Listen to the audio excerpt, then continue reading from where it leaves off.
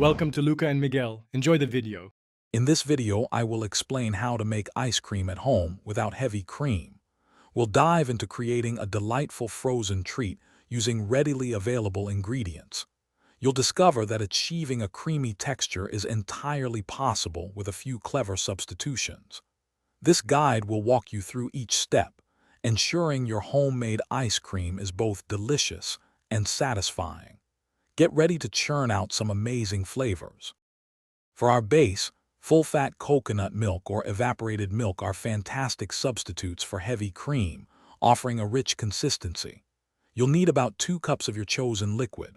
Sweeteners like granulated sugar, about 3/4 of a cup, or a can of sweetened condensed milk, will provide the perfect sweetness.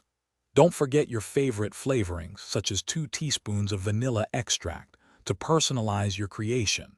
These simple swaps make all the difference.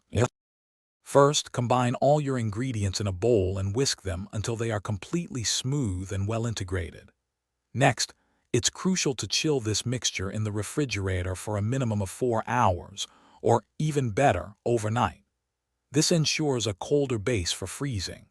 Finally, pour the chilled mixture into your ice cream maker and churn according to its instructions, typically for 20 to 30 minutes, or use a no-churn method.